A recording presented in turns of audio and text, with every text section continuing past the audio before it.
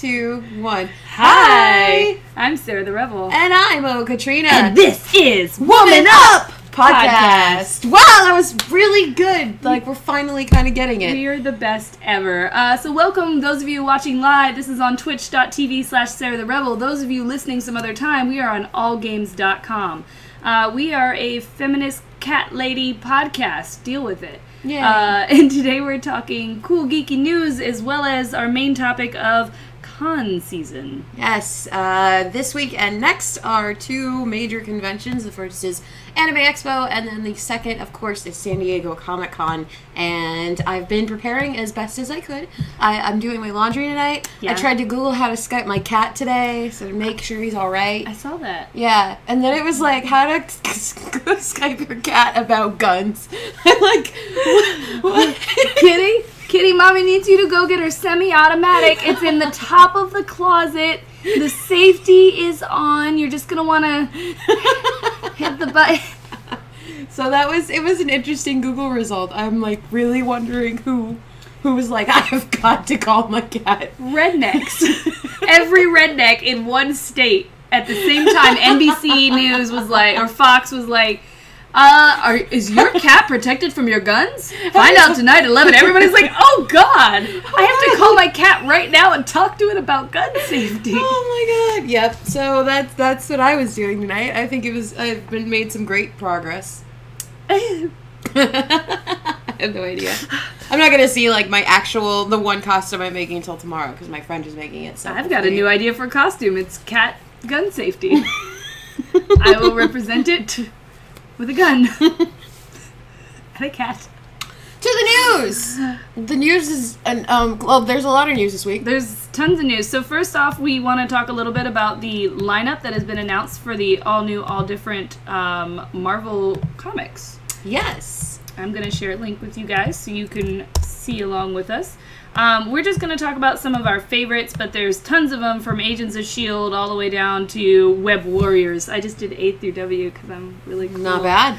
Do you have any that you were most interested in talking about? Of course, all new, all different Avengers is going to be really excited, but Mark Waid, who just finished the Princess Leia comic, he's written Deadpool, a bunch of other great stuff, he kind of teased something, and he's like, the direct pull quote was, after what happens to Miss Marvel, everything will change. And I'm like, what's going to happen to her? If y'all hurt her.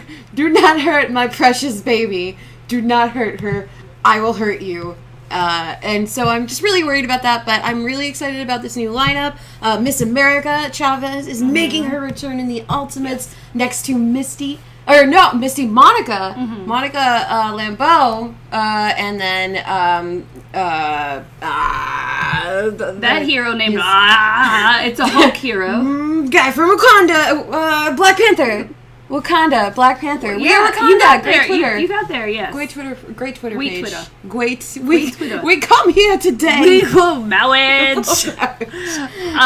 So those are two big highlights for me. I am interested, but also a little worried about Spider-Woman because spider people are not allowed to have families and be happy. So the fact that she's pregnant makes me worried. And she's hella pregnant too. She's not like I might have an abortion by the second one. Like no, that baby's happening. She's super duper pregnant. She's super pregnant.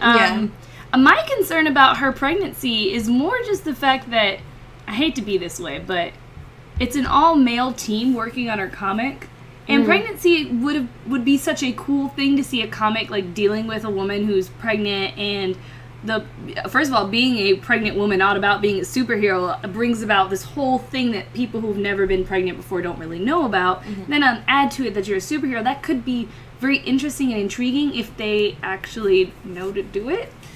So fingers crossed. I hope that they use the inside out technique of, hi, we're 45-year-old men, so instead we put all of the women on our staff in the writing office and ask them what it's like to be a little girl. So what is it like? How do you be a little girl? How do little girls? So I hope that they're at least they take it very seriously and think about it. Because that was my biggest critique with this whole lineup of comics is that there are almost no female creators.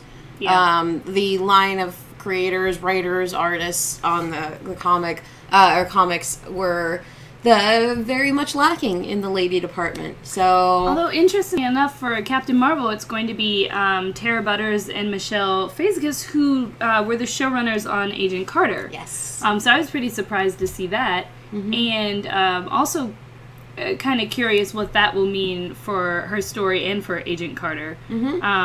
I was very happy to see that Spider-Gwen is called Spider-Gwen, by the way. Yay! I just really love that, like, fans created her name. You know, like, she was never... Because when she was introduced, she was supposed to be Spider-Woman. Right. Yeah. Yeah, and we all just started calling her Spider-Gwen, and I love that they're like, yep, that's who she is, fuck it, Spider-Gwen. So I can't wait for the next Wednesday. Yay! And there's, like, Gwenpool now.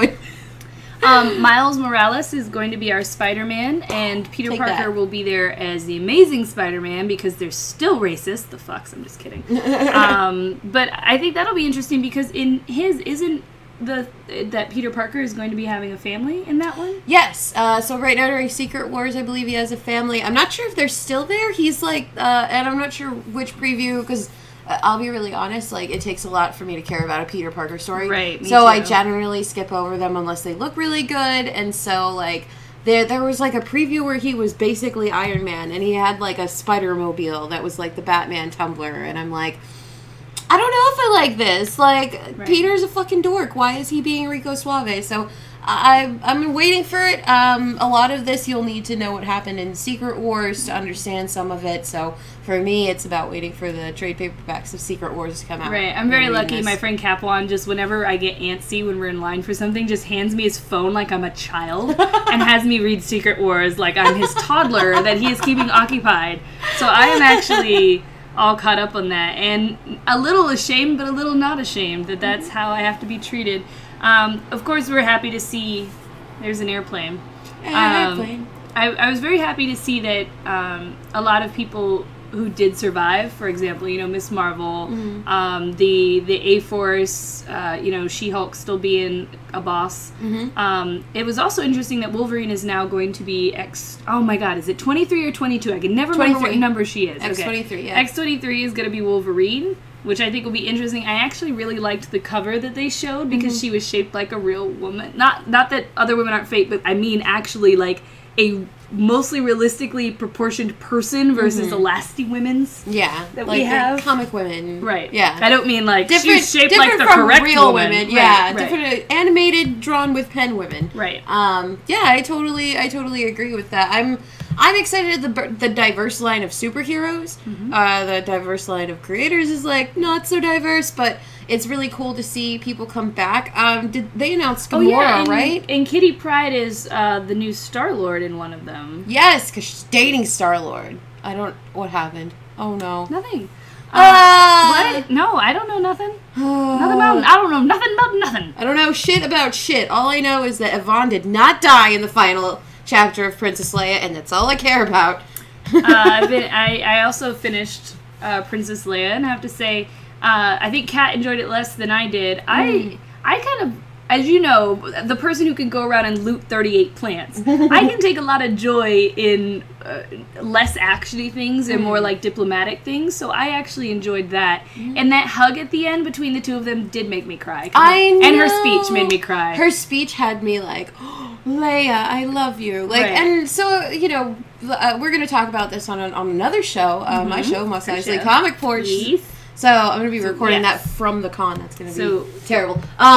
So we won't talk about that. We won't talk about it too much, but yeah, tune in. So Kevin, you know what? I've met the man. I still don't remember how to pronounce his last name. Kevin Feige.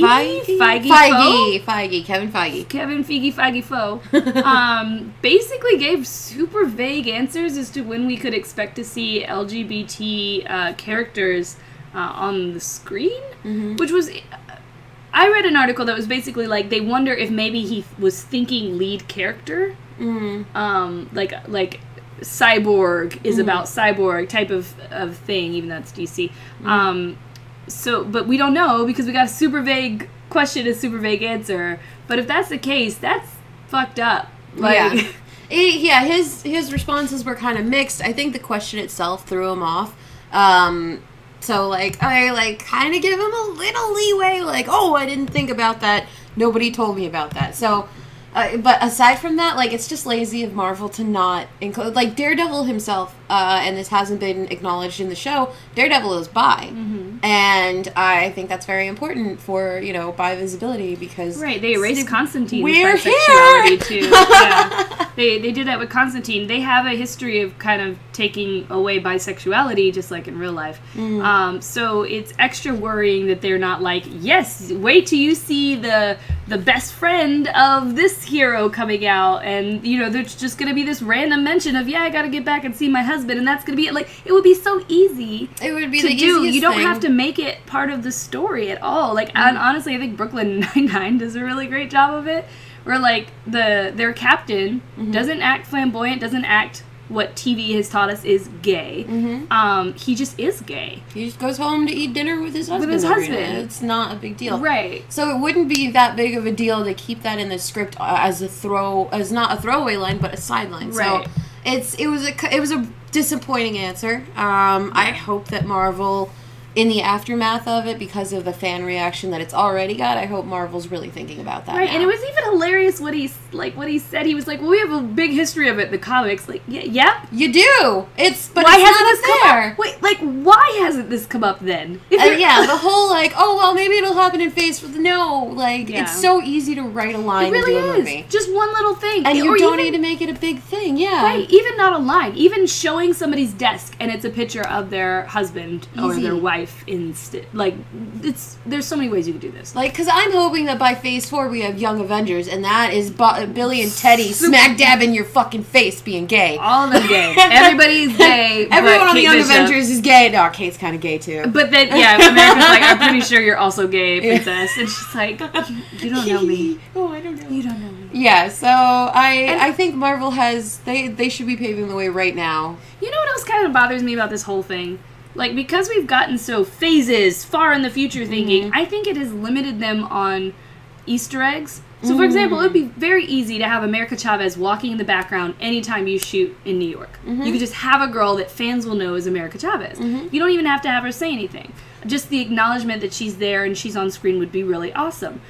But I feel like they're so worried, like, oh, well, what if we make it this show? What if we make it that show? Like, dude, seriously? You're not making these movies until, like, 5 years from now. I will forget what actress played her. Like, it's fine. We'll there have been forgive so you. many recasts. Rhodey is not the same person anymore. And clearly, like, you think that slipped past us? No, we're we able to saw. tell. Like, you don't just switch up the black men. Right, like, they're not all the We same. know. Like, hey, that's a different black man. You can't So fool it's like me. you can just recast them. If you Right. throw in, like, somebody on the back, like, in the back now, it's not going to be that big of a deal. Like, It'll be Wiccan or Hulkling in Spider-Man would be perfectly sensible, especially with the age that they're casting Spider-Man. Like, why not? Oh, because y'all so worried you might one day in 10 years make a show suck my dick, Marvel. Just do it. Yeah, just do it, man. Don't be babies. Like, stop being so excited about being pioneers of nerd film without actually being pioneers. So Right. yeah. I think next up, I wanted to give a quick mention to Hasbro for once again doing something really stupid. Recently, I'm sure you guys heard of it, so I'm not going to spend too much time on it. They mislabeled all of the dinosaurs on the Jurassic World packaging as girls, and everyone was like, as boys. As boys, and they're all girls. Like I mean, if you guys don't remember The Lost World, there's a really good reason that they're girls. Right. So yeah, they've consistently always been girls, and it was mislabeled, and everyone was like, it's not that big of a deal. But you know what? If Hasbro called Optimus Prime a she, you motherfuckers would be shitting your pants. Right. I'm sorry, Mrs. H. I'm very upset. Hopefully Mrs. H isn't watching. Hopefully Mrs. H is... Mrs. H, this is a social issue, and I'm sorry and very passionate about it. No, I completely agree with you. If we made the opposite mistake, if we were calling boys characters females, but I feel like that's what frustrates me so much more than actual sexism, is this unconscious sexism that so many people do, which is, oh, it's a boy toy, it's a toy for boys. Boys like dinosaurs. Obviously, these dinosaurs have to be boys. Boys don't really like girls. And it's just like, it's also just lazy. You know, both of us have been in marketing. We know how many hands that shit goes through. That was a one-paragraph copy that went through at least 5 people for approval. And none of them were like, the dinosaurs are girls. And it has the phrase clever in it. Clever girls. Not Nobody clever remembers that boys. part? No? Oh, Not clever gentlemen. Yeah. Not clever bros. Yeah, clever girl. They have since issued an apology. They're relabeling their packaging, but it's these mistakes that make me really nervous. Like, a lot of the Star Wars community immediately reacted and said, what are they going to do to Phasma? Like, what if they label her? And this was across the board Star Wars. Like, guys were like, they can't misgender Captain Phasma. So she's already, like, Boba Fett status important to everybody, which I think is endearing and because wonderful. that's actually something that we all have to worry about now. Great. Yeah, thanks Hasbro. Now we're worried. Fuckers. Assholes. That's why they never send me figurines. I always call them assholes. It's fine. I don't want your boy toys. Yeah, I don't want your boy toys. I'll just go get girl toys for me with my fucking Wonder Woman Barbie. Fuck you. That Wonder Woman Barbie has a thigh gap, though, but we'll talk about that some other time. Yeah. Ask E.L. James happened on Twitter. We'll only briefly cover this. Not super It was geek. a train wreck. Oh! Basically, the only reason I even wanted to bring it up is if you're ever curious about the difference between critique and harassment, we did a podcast on it. You should go back and listen to it. I believe it was episode 5. That can give you the full rundown. Some of these tweets toed the line, but Anne Rice stood up for E.L. James and was like, you know, you're picking on her and don't give me this critique versus blah, blah, blah. If you're using foul language, if you're attacking her personally, this is what it is. And so I was happy to... I'm on both sides. I'm like, yes, I agree with Anne Rice, and anyone making those kinds of statements, that's really bad. On the other hand, this is a woman who has steadfastly refused to acknowledge that she's written problematic books, or to at least say, hey girls, my book was a fantasy. If this is happening in real life, you need to call somebody. She could fucking do a PSA like in the 90s. It would be fine. And her books suck. And just everything sucks, and she's writing off, like, the whole idea of it is she's writing off the popularity of Stephanie Meyer. Right. And she writes problematic books, so for me, I don't think that anyone should have threatened to hurt her or done anything like that. Or that's called her always, a bitch or a cunt or yeah, anything that's like that. always, that's where you stop, but I am all about sarcastic tweets. Right, that was satirical criticism. And it was earned. Yeah, like, and I think it was great. And it's so funny because over the past 3 days we've had Ask E.L. James, which was a train wreck, Ask Bobby, which was a horrible train wreck, and today Ask Obama, or Ask Barack, or Ask Obama, or something, and it went really well. Or Ask POTUS, yes. The problem is, you guys should call me or Catrina before you schedule a Twitter chat. Really should? I don't know who these social media managers are. Like, I almost want to jump back in the game so that I could just be like a social media Jedi master. Come out of like, hold the fuck up. Peace apprentice. Right. Can you stop and not put that on the internet? Like, who suggests these things? My dark apprentice, you're being led astray. That's what I would say. So, don't be a bad social media person. Don't suggest things like asking, or like Q&As for universally hated people, because it won't work. Right. And she does tend to block people. I mean, she has Matilda blocked. Like, she doesn't want to listen to reason. She doesn't want to have the conversation. So I do think that criticism of what she's doing is earned. But again, go back and watch her old podcast and understand why you should not be calling her a boo-boo head. We will not talk about Jeremy Renner because he's still a fuckboy. He's on press tour. He's being a fuckboy. That's the end of the story. So Justin Lin has possibly told us the name of Star Trek 3. Actually, I think they did confirm it. I'm not, you know what, don't take my word for it. But actually, why don't I just click on it and I can actually tell you if they confirmed it at the end of the article. But basically, he tweeted an image from the upcoming Star Trek 3 movie, and he hashtagged it Star Trek Beyond. And nope, they have not confirmed that that's the name. But Idris Elba is going to be in it, and Simon Pegg is helping with the script. So, and you know, he did a really good job with the Fast and Furious movies. So there's a part of me that's like, this could all go very well. However, as much as there were strong female characters in Fast and Furious, and I put quotations because they were still completely for the male gaze and not in any way, shape, or form for women, given the problematic miniskirt-esque things that the new folks of Star Trek did in the previous 2 movies, which, P.S., is not part of Gene Roddenberry's thing. I mean, whatever. We won't get all into it. Anyway... I mean, it was the 70s. We're not in the 70s. Give them normal dresses. Or pants. Or put everyone in dresses. Or put everyone in pants. This is fine. Anyway. Or be like the military, where if they wore skirts, they had to be a specific length. Like, they're supposed to be professional. I don't know what you're doing, Star Trek people. Anyway, so bottom line is, that and him concern me, as Tim Gunn would say. So I'm not getting super hype about it. I'm still on the wait and see, but I am to Star Trek as Catrina is to Star Wars, so I didn't mean to attack you with my nails just then. Don't worry about it. So the next one, I could actually tie that in with two things. Nolan North was out doing press recently. You might know him as the voice of Nathan Drake from Uncharted. He talked a little bit about the upcoming Uncharted. He also sort of let it slip that there's going to be a Star Wars 1313-esque game, so that's further confirming that. But the top of the news of whatever, Nolan North was just like, I'll just tell you whatever, like, and... And then he farted into the camera. He was like, "Here, you want to know some news?" Did you see that? Did you see that interview that Paul Rudd did where the chair sounded like he was farting, and he was like, "Well, this is awkward. Oh well." Boom, boom. No, I didn't. He like throws the poor reporter off because he keeps like squidly like moves every time he's about to answer a question, so he's always farting. Excellent. I approve. I heartily approve. Back to Nolan North. You can reveal this. Yes, so The Last of Us apparently has a sequel coming out. Woo! Because he was like, oh yeah, they're busy working on The Last of Us 2. Now, this is not getting confirmed at all, and it is entirely possible that he meant The Last of Us movie, or that he just had no idea what they're working on and said The Last of Us 2, and that wasn't true, which is something that can happen. It's not like the games companies are constantly calling their old voice actors and telling them exactly what's going on. It's just not how it works. But it would make perfect sense because it was a very successful video game. Nowadays, you don't just release one successful video game. If it's successful, you make a sequel. Even if it's mildly successful, you make a sequel. So I wouldn't be surprised. What a lot of people are asking for is what I'd love to see, but you know good and darn well that they will not give it to us. But it is a grown-up, hard-ass Ellie who's going to have a girlfriend that doesn't die. And that's what everyone wants. It's like, you're not going to get it. No. They'll never give that to you. Nobody's allowed to have happy girlfriend relationships.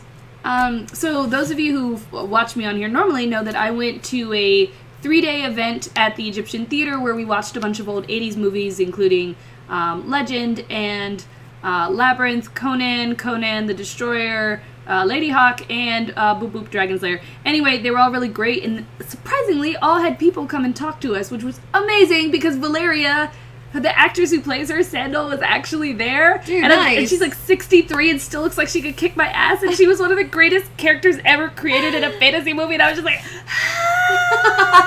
but I held it in. Nobody saw that I was, well, Rick probably saw because he was sitting next to me. And he kept looking at me because I kept doing this because I was trying to contain myself. But they shared some really interesting news. You can check my Twitter for like more of like a live tweet kind of thing about it. But what I do know is a Dark Crystal sequel is in the works.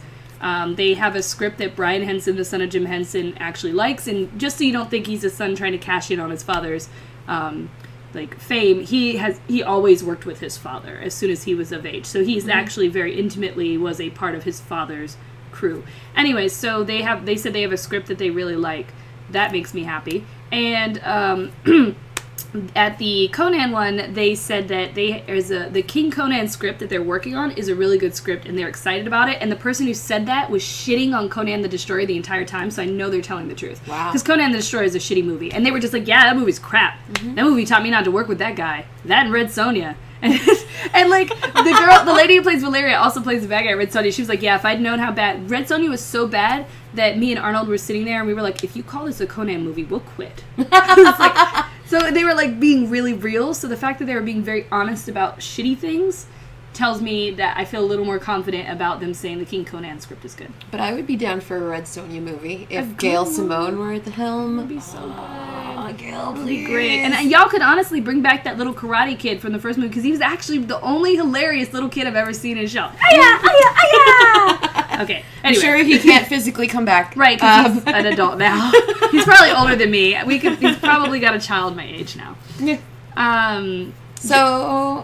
I kind of want to talk about Guillermo Del Toro. Talk about Guillermo. Guillermo Del Toro is not having good luck with movies, even though he's apparently very lovable and nice. He is reportedly rumored to be off of Justice League Dark, which was very highly anticipated, which would mark... What was the last? Because this wasn't the first movie this year that got canceled. Was it the for him. Silent Hills one? Yes, Silent Hill. Oh, the video game Silent Hills. So a lot of his projects are getting like canned, and I don't know why. But you seem to. Well, it sounded like this one wasn't canned. It sounded like it was moved over to somebody else. And he's working on Pacific Rim 2 and Crimson Peak, so it might have just been that he was like, I'm not interested in this anymore. I wrote it, here you go, someone else can do it. We don't know for sure. So I don't know that much about it. But Joseph Gordon-Levitt also talked about Sandman a bit, and what he's saying does sound like he gets what that comic was about at its heart, which is often something that, as fans, we're always concerned about when people try to make adaptions, is like, okay, you took, like, the cool scenes and you made it a movie, but you didn't get why we loved this. So he actually seems like he gets why people love Sandman, but I am concerned because he's like, oh, the reason it's going to be great as a movie is, can you imagine those visuals? Whereas all the fans are like, story, story, story, but he is also like, story, story, story, so hopefully it works out for all you Sandman fans. But he seems to feel very confident in it. Back to the Future is 30. They had an apparently really, really great concert at the Hollywood Bowl the other day with a full orchestra. I had a bunch of friends that went. They had a great time. And topping off that news is the fact that Robert Zemeckis will not let a Back to the Future reboot happen over his dead body. You go, man. Verbatim quote. You the real MVP. Thank you. Thank you so much. Like, that's like on the list of movies that you just don't... Like, you don't touch Jumanji. Can't touch this. You don't touch Back to the Future. There's like a certain amount of things that like there's no way you can make this as good as the original, and I think that's part of it. But on the flip side, because this isn't a remake, the Ghostbusters out. I mean, do you want to talk about Back to the Future? I'm so excited about that. No, I don't. I felt like it was a good leeway. I actually don't like Back to the Future at all, but I am very happy that they're not going to remake it because quite honestly, the vast majority of remakes aren't good. They're just cash grabs. I mean, Mad Max was such a random, somehow this worked. Gem looks like it's going to be utter shite. Absolute shite. So, I mean, I'm not generally for them, so I'm always happy to hear when someone's not making a remake. But speaking of remakes, the Ghostbusters outfits were revealed, and Aaron actually showed this to me. He, like, just showed it to me silently, and we just looked at each other and just smiled. Because they're not half-tops. Yeah. They're not sexified Ghostbusters. They're not booty shorts. And you know, there was a photo of Melissa McCarthy, or McCarthy? Yeah, McCarthy released. There's been a couple of her on set. And it also looks like she's not playing the stereotype that she always plays. She looks like, because she's always, like, very uptight. Her hair is always in a bun. She's got, like, glasses on, and there's, like, a rumor that she's, like, a librarian. So I'm interested to see, because it looks like they're going to take Kate McKinnon and make her, like, the one, and then Wig and McCarthy are going to be toned down, so That'll be interesting. Yeah, I'm interested in what's about to happen. Totally happy with the costumes. I'm okay on the proton packs. I don't know if you got to see it. It just looks a little... It's like modern day. It's really cool, but I was kind of hoping on for something that looked, you know, blocky and a little junky, you know? I'll be honest, I think movie creators are really just not in touch with what the current generation wants to see in movies. And I'm not even talking about me and Catrina. I'm talking about the generation below us who are going to see all these movies, but what they love is 90s culture, 80s culture. There's this huge nostalgia, which they get by making remakes, but they don't seem to get that, no, we don't need the remake to take place now. It doesn't need to be current. In fact, we would probably like to see something taking place in the past, like Grease. Yeah. They didn't film that in the 50s. Or, like, it was made in the 80s, and they were like, it's Happy Days. Right. Like, making period pieces, I guess sometimes it's hard, but, like, the 80s and the 90s are so hot right now. It's very strange to me that nobody's, like, taking these remakes and actually putting them in the past. Like, we would love that. Not just us, the younger generation, too, because that's what the kids like. It really should. Like, I hate to say it and, like, get all, like, marketing about it again, but it's like, are these studios even looking at what the fuck is going on YouTube right now? Right. Like, Girl Scouts just debuted, and it's exactly what I've wanted out of everything. Like, it's the most perfect short in the whole wide world, and I love it, and I don't know why that shit's not being, like, that kind of stuff isn't on the big screen. Right. So, it's all about paying attention. Yes, and I feel like they just hire a marketing person who's like, social engagement ROIs, and they're like, you're hired. And it's just, it's so frustrating. Influencers! I am an influencer. So, the Guardians of the Galaxy Volume 2 is the title of the upcoming sequel to Guardians of the Galaxy. Apparently will be very focused on dads with an S. Unless that was misspoken, they specifically said deal with dads. And that's really interesting because that's not just Peter Quill's dad. You know, in a sense, Thanos is the father of Nebula and Gamora. Drax is a father. So it's really interesting to see like. So it will be multiple dads in that sense. So it's interesting. He said it will be a lot less action. It'll be very kind of more story focused, getting to know the characters, which I think is a good idea. Mostly because that was what was so enjoyable about them, was seeing how these characters interacted with each other. The Space Avengers. Yes. My only concern is just it's kind of like, oh, it's gonna be about dads. It's like, oh, you know, that's original. Like, I'm a sucker for dad things. Like, I was very lucky to grow up with an extremely attentive dad, so, like, if it's a dad piece, I'm like, yeah, let's check it out! Meanwhile, I'm always just like, man, I wish I had a dad. Those were cool. I'm sorry. I had, like, you want my mom? She's not very good. No, my mom sucked, too. Don't worry, she never watches. Yeah. Hi! My mom... Though my dad might be watching. I love you! My mom's cool. Not as cool as my dad, though. So, on to our main topic. Summer conventions. Main Boom! topic. You couldn't see it, but Catrina kicked. I kicked. She almost took my fan out. My fan almost died this day. It saw its life fan before My leg it is died. like 3 feet away from your fan. My leg is like 1 foot long. Wow, way to lower your own value, Catrina. Didn't we just talk about marketing? I'm sorry.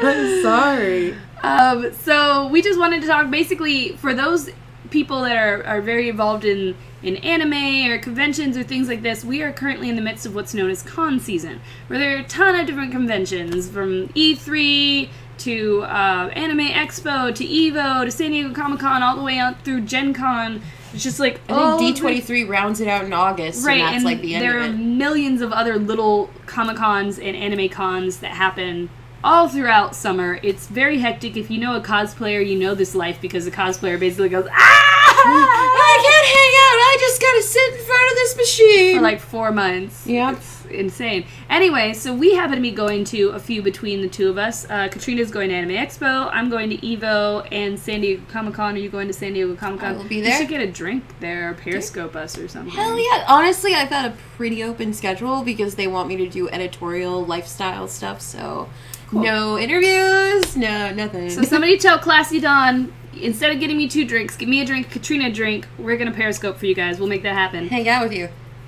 So we have some tips for you for surviving multiple cons in a row, and I didn't know if you wanted to start. My first tip would be to... honestly, this is a personal thing for me that I've kind of come to at this point. Don't get too crazy about, like, don't worry about recycling outfits and costumes and everything when you have back-to-back conventions. Don't stress yourself out to the point where you're making a new costume for the 2 days between the convention. It's really about preparing, so make sure that you have your lists and, what was the other last thing that I wanted to say? And... I blanked. Go on. My tips are, a lot of these conventions don't check your bags for certain things, and if they do, they'll tell you. I'm not about to tell you to sneak in a bomb. I'm about to tell you to sneak in Slim Fast. Slim Fast has a lot of vitamins and minerals, or you can do a protein shake, whatever you want. But sneaking in snacks for yourself is really important, because cons are very expensive. If you're going to multiple cons, you cannot afford to buy that $14 pizza every day. So my recommendation to you is to stock up on snacks, to stock up on, if you plan a party, on Red Bulls, stock up on water so you can stay hydrated. Really take care of yourself and don't run yourself ragged. A lot of people have the tendency when they're at cons to not eat, to not pay attention to their own needs because they're caught up in the moment, especially younger folk. Once you get older, you stop that bullshit. You start noticing. Once you get older, you start drinking and you, like, have to eat during the day. Or else you puke on the side of a San Diego sidewalk. Right, or you just get hella grumpy and hangry, and no one wants to go to conventions with you anymore because you're so hangry. So you can see we're telling a lot about ourselves right now. So to complement that, research the area around your convention, especially if it's your first year. There are some great blogs that focus specifically on conventions, and if you're going to Comic-Con, there is an entire blog network of people that year-round blog about Comic-Con. So look up those guys and also map out your area, because both Anime Expo and Comic-Con have Ralphs grocery store is in walking distance, and that is how I am surviving my weekends. Yes. I'm allowing myself one dinner out to be a good person and be social, but otherwise, sandwiches. Sandwiches. I would definitely say, too, if you're old enough to drink and you're drinking at cons, it is so much better to just buy your alcohol ahead of time and put it in your room. That way you don't have to worry about those $12 cocktails that you're going to be subjected to all of the time. Sorry, I'm just bringing up, that made me realize what one of my other chick picks will be later. Cool. I will share a guide to Comic-Con that somebody created that I know, but I'll talk about it more when we get to it. You also want to, don't beat yourself up if you can't do everything you want to do. You will have all these ideas. I want to check out this, and this, and I want to go to this panel, and I want to do this, and I want to do that. To be perfectly honest, once you get there, half of those things are not going to happen. Nope. Or they're going to happen and you're going to be miserable. And no one's going to want to come with you to those things. You'll have to do them alone because you don't ever take into account how long it takes to walk through crowds, how tired you'll be after an event, when panels run over, things get canceled. So just have in your mind that the goal for you is to have fun. Yep. Pick maybe 3 things that you definitely want to do. My golden rule is one big thing per day. So, like, if there is just pick that. With Comic-Con, a lot of the things that I'm doing that I really want to see are things that are going out throughout the weekend. So I've centered, all the Star Wars stuff is on Friday. So Friday is my Star Wars day. And on Saturday is when I'm going to go check out the off-sites. And, so pace yourself out. You have an entire weekend. Pick what you want every day. Set your phone for a reminder so that you know what you're doing, and just have fun. Like, don't overcrowd yourself. Right. So keep it real simple. Yes. Always wear sneakers. Yes. Comfortable shoes. If you can't wear comfortable shoes because you're cosplaying or crossplaying, be mindful of your shoe inserts. They're very helpful, especially if you have heels. And pack some flats just in case. Yes. You might think always you can pack handle of flats. Don't make yourself suffer the 13th hour of the day when you could be wearing flat shoes by now. You will regret it the next day, and I guarantee you the next day will be a full convention day. Right, and you won't be able to have as much fun because you're limping around. Just bring some flip-flops. Every day of E3, I brought a change of clothes and flip-flops. And I didn't get to shower or anything, but it made me feel a lot better. It made me feel able to go and do things by this change of pace and letting my feet free. God. My shoes to this day still stink. I had to put them in the freezer. Thank you for those of you who gave me tips on how to make your shoes not stink. I really appreciated that. Nice. We'll hang out with you, Game Beats Girl, too. Yes, definitely. Find us. You should also, if you have a 3DS, you should bring it, because street passing is actually a really big thing at conventions. Yeah, there are actual street pass meetups that you can go to, and you can just search Facebook for them. Usually they're open groups, and you can figure out where they are, when they are, and clear out your street passes, because they're going to be chock full whenever you're around these people. So yeah, I mean, for the most part, just plan ahead, really think and take into account what you can physically do and be realistic about it, Because if you aim for one thing and then you get to do that extra thing you wanted to do, it's a win-win situation for you. Yeah. My nights always are like, this event, this event, this event, this event, I got to one. Woo! And it's fine. Yeah. So those are our tips. Did we have any others we want to add? I would like to suggest that you don't wear the same costume every single day. Really take into account, like, the way your body functions and stuff like that, because you probably, at these cons, you meet a lot of people, and you never want to make a bad impression, because you never know who you're about to meet, Yeah, I have a friend who wears the same one every day, and I've never told him that he smells to high hell. Yeah, clean yourself, dudes. Brush your teeth, put on deodorant. All the basics. Just don't forget them just because you're at a convention. What do you do in the morning? Do that thing in the morning, right. And you can't help it. If you do stink by the end of the day, fine. It's totally fine. But at least you put in a strong effort to protect yourself and those around you from your funk. Yeah. And I mean, obviously, carry deodorant, blah, blah, blah. Yeah. Just think with sensibility and really prepare, because if you go to a convention the size of Comic-Con, I don't care who you are, how many years you've been going, you will always be overwhelmed. This is going to be my 4th year going to Comic-Con, and I have no idea what's about to happen. I have no clue. Also, if you are interested, as far as Comic-Con goes, if the price of the Comic-Con badge bothers you, don't buy a badge. No. Still go to Comic-Con. Yeah. First of all, there are tons of events that take place outside that you do not need a badge for. At the very least, most of you know Geek and Sundry never has events that require badges except for panels. So I would highly recommend not buying a badge if that's a problem with you, but still coming, because there are tons of things to do, A, and B, a lot of times people end up not using their 4-day badge.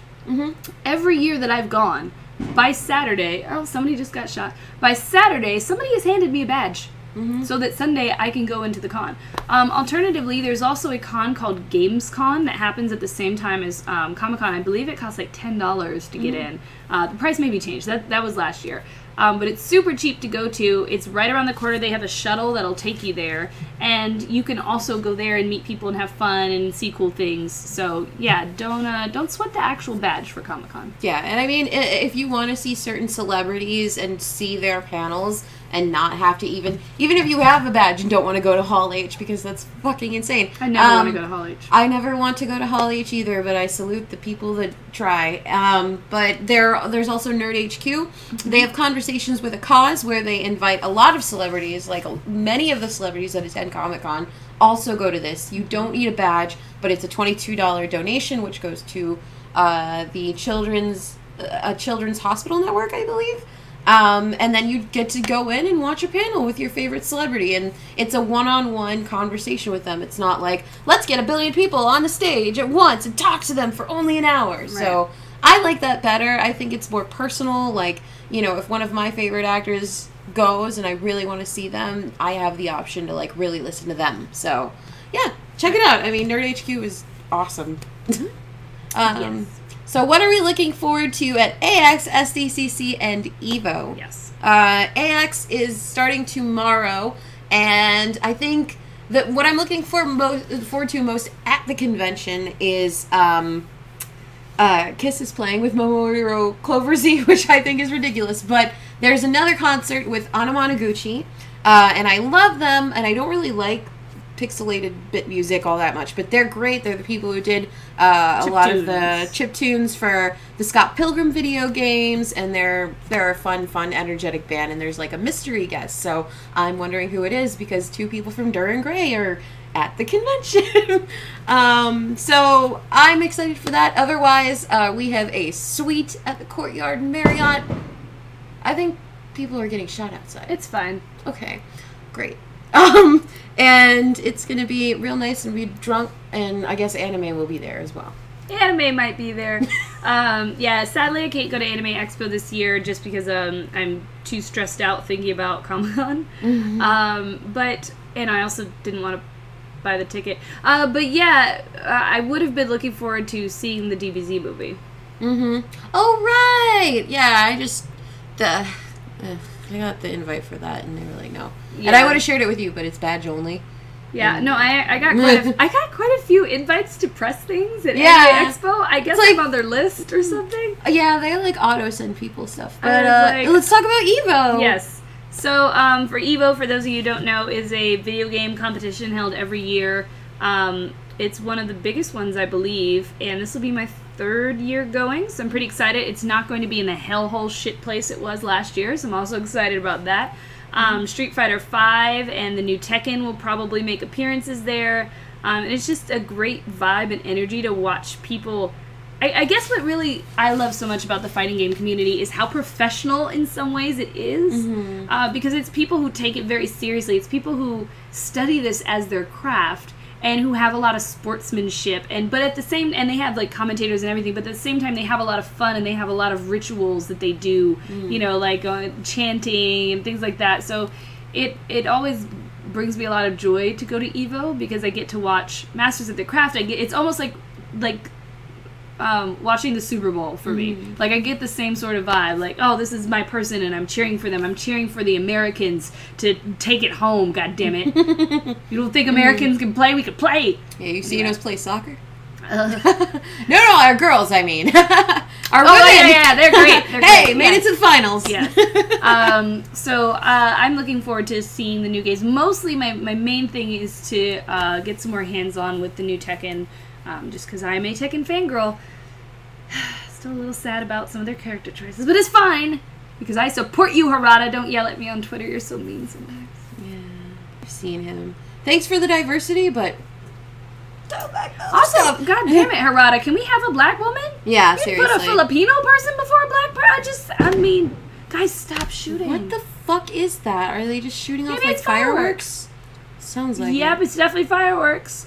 Hopefully. Jesus Christ. Why does it seem like a community that would be problematic for Sarah and Catrina? Because we're not professional? Yeah. What are you trying to say? What are you trying to say, man? Well, I think it might just be that outward, like, people think that fighting game community people are sexist. And they're, like, when they are online, they can be a real pain in the ass. Right, but the actual, like, at gaming events, there's tons of women playing. Mm-hmm. The women are usually on teams with men who are very supportive of them. And a huge representation of the LGBT community is in fighting game community. Like, they have a very well-known trans player who all of the commentators refer to as she. They have no problem with it. Yep. And I don't understand what the big deal is. Like, that's, again, like, compared to other gaming communities, like, you know, and also, I don't like the fact that fighting games are not included in esports and, like, broadcasts, like, right. Oh, it's because we're too loud. I don't give a shit about whatever the hell else. I don't care about StarCraft. I would rather watch fighting games. I'm sorry. You know, if you want to go watch StarCraft, we're on Twitch, you can do that. But I want fighting game tournaments on Twitch. I want fighting games to be considered esports, like... And because that community, in comparison, is so inclusive, it doesn't matter what color you are, what gender or not gender you are. If you're a good player, you're accepted. You're in, and that's kind of reflective. I went to Friday Night Fights a couple times before, and I've always been like, handed a controller. Like, they just assume, like, hey, are you next? Okay. Right. I've never had anyone assume I was the girlfriend at any fighting game events compared to going to cons. So, Derek, I see what you're saying, and there are people who are problematic. Of course, there always are. And honestly, the commentators, more so than the actual players, is where I've seen that sort of negativity. But when you're actually at fighting game events, I've had none of that directed towards me. Most of the negativity directed towards Sherry, who's one of the higher profile female fighting game community members, have been from the community, not from the people who are actually playing and at events. It's from the people making comments on Twitch and on Facebook and on YouTube and stuff like that. If our players can be reflective of that kind of methodology, I think eventually we're going to work toward a community that's better. Yeah. But as far as fighting games go, ever since I was 12, I've been included in that. Like, my guy friends asked if I want to play Street Fighter, and that was history from there. Right. So, it's San Diego Comic-Con, back on topic. We are both going. It's technically on topic. Technically on topic, it is. What are you looking forward to? So actually, when I go to Comic-Con, I have a very different set of things that I'm always looking forward to than other people. I'm not big on panels. I don't know why, but they're just not really my thing. I think it's because I hate waiting, and then I hate waiting on someone else's schedule, which is basically all what a panel is. So I like to see what people are wearing. I like to see cosplay, and I like to see what fun outdoor events they have. And this year in particular, because, you know, work for Geek and Sundry, I think they always throw really awesome events at Comic-Con. This year they're teaming up with Nerdist, and they're basically them and Nerdist and Legendary taking over Petco Park. So they're actually what I'm most excited to see, because I really want to see how that goes and see what they're doing and what's different, and they always have really fun stuff, and hopefully get into a dance party. Yeah, you guys should invite some of your alumni. And the Her Universe fashion Yes! show. I'm so excited for that. I just got my press approval for that, so I can get up close and get really good photos. But I'm super excited. I'm designing like an R2 outfit because I bought her R2 bows. And so I'm doing an R2D2 outfit to that, and I can't wait. Like, it's going to be a really fun, good shot at her dresses that were designed. I'm like in love with her Princess Leia and Black Widow dresses, and her Haku dress is cool too, but I like that one. What are your cosplays going to be for these events? I am not cosplaying at Comic-Con. Like, the closest I'm getting to is that R2 dress because I am working. It's, you know, I have an open schedule, but it's kind of like,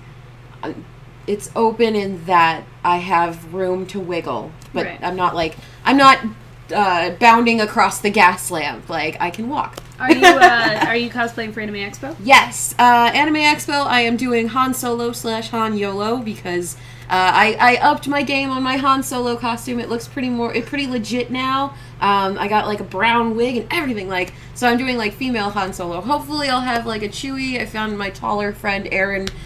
She might do it and wear my Chewbacca robe and like a cute little brown dress or something. And then on Friday, I'm doing a Kane Tendo for a Ranma 1/2 group, which is like the first time I've cosplayed from anime in like 5 years, and I'm so about it because I love that show. And then on Saturday, I'll be wearing my R2 dress, which I'm going to finish tonight. Awesome.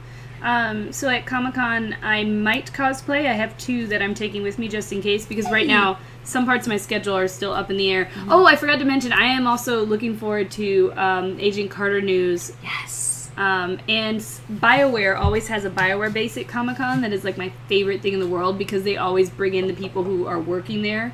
Like, you can actually play a game with the developers and everything like that. And so I've always really appreciated their events.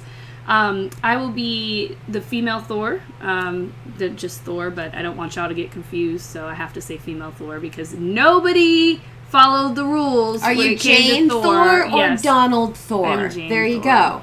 That's how I address him. It's so annoying. Jane I'm like, Thor, Thor, Donald. and they're like, yeah, Thor, he's cool. And I'm like, no, Thor. Like real Thor. They're like, you mean Lady Thor? And I'm like, fuck you guys.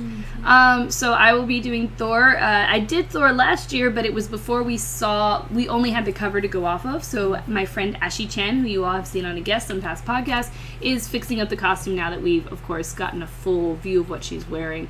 And I'm bringing back an older cosplay, Juanita from Guacamelee, because Guacamelee just got a bunch of new things released on the PS4, and I got really excited about it, and I realized I miss being Juanita. And it's a really great cosplay because my face is covered behind a luchador mask, so I don't have to worry about anything. I don't have to be cute. I don't have to talk to strangers. I can just waltz through the con, and nobody can't touch this. I can't wait to do a Mandalorian and be able to do that. I'm so excited.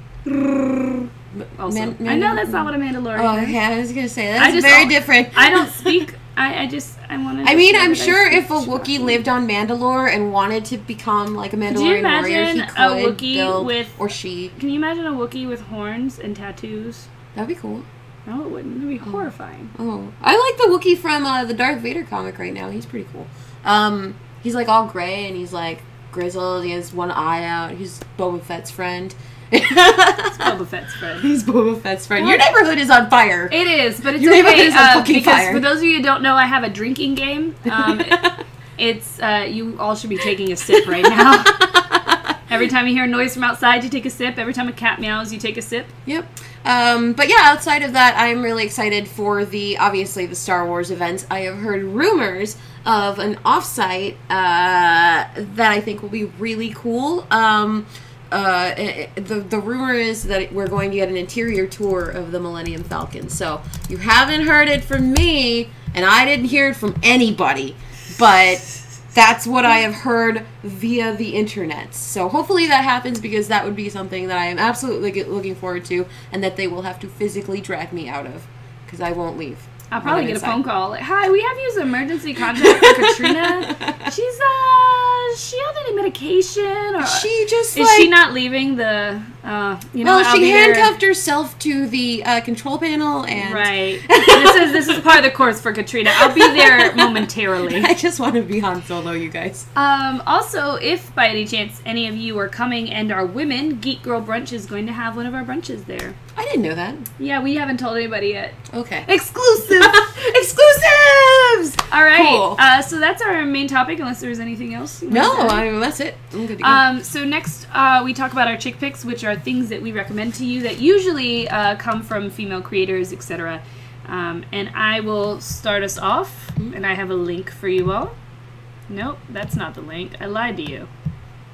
Catrina, you should talk until I find I guess my first pick would be to go watch Girl Scouts. I believe that's GRRL Scouts. It's a brand new YouTube short produced by our friends Mike Diva, Alyssa, and the original comic creator Jim the Food. It's 14 minutes of amazingness, and if you don't watch it, I don't know what to tell you. It's like they describe it as Scott Pilgrim meets Broad City. I describe it as Scott Pilgrim meets Broad City plus cocaine. There's no cocaine in the show, just weed, but it's like it was made with cocaine.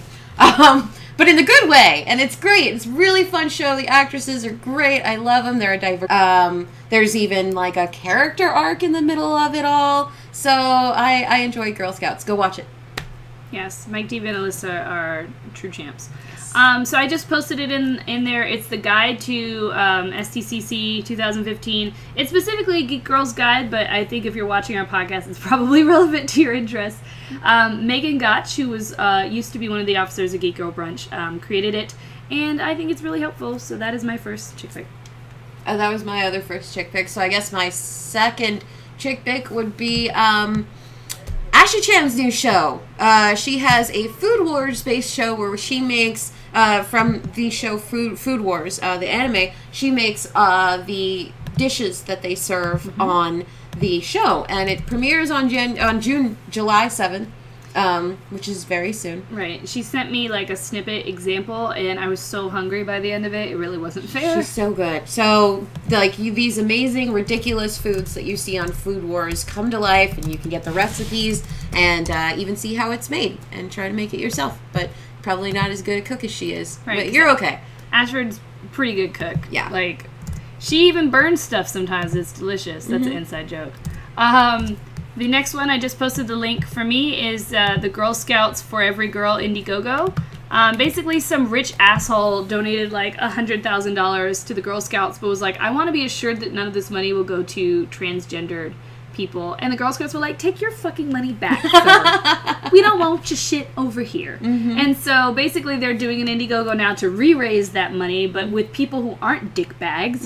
And you can get cookies out of it. You can get cookies out of it. They have already made over $200,000 successfully funding 1,000 girls getting into Girl Scouts. Now, I was kicked out of Girl Scouts because I'm a bad troop leader, but it's a positive experience. It's really good to have.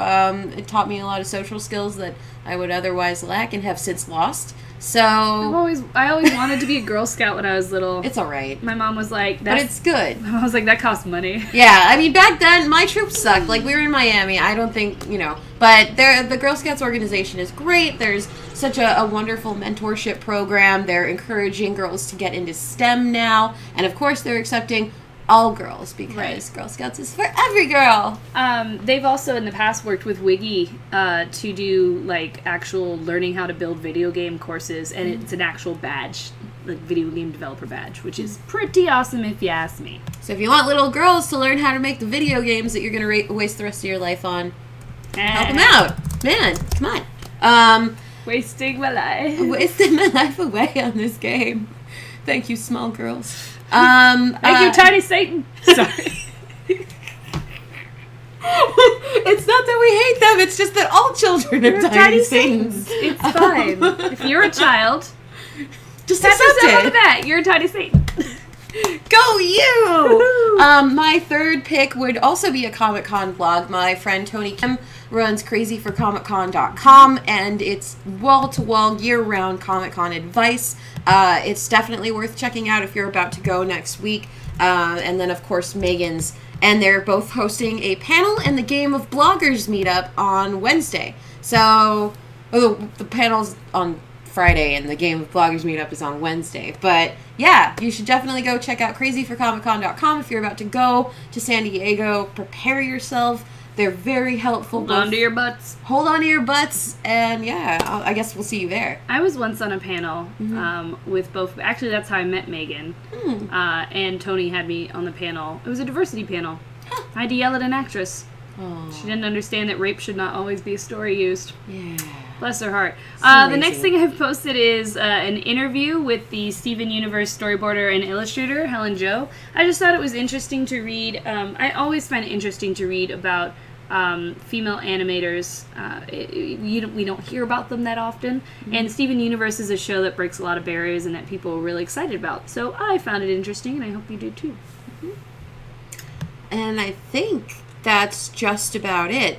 Stay tuned for updates on our Twitter, our personal Twitters. I'm at ohCatrina, and she's... I'm SarahTheRebel. Yeah, we lost the pass. Well, I say we, but it's me. I lost the password, Woman Up Podcast, and Twitter said, fuck you, and that's it. So we have to wait 6 months until it has been inactive for 6 months, and then we may petition Twitter to give us the name. So until we figure that out, just follow our us on Twitter so that you can keep updated on ComicCon. Please come meet us. I mean, I'm totally open to hanging out with people. So yeah, just let us know where you're at and tweet at us. Yeah, and hang out. And we also have a Tumblr. Yeah, it's womanuppodcast.tumblr.com. And also we are on allgames.com, where you can listen to this, and some of you maybe are listening to it. Hi! We've had some new fans come about because of that, so that's been really cool, meeting all of you. So we're excited to chat with you more and talk games and comics and geekery with you. Yay! And I believe that's all of it, right? We covered everything. Okay, cool. Who are you? I'm ohCatrina. And I have been Sarah the Rebel. And this has been Woman Up Podcast.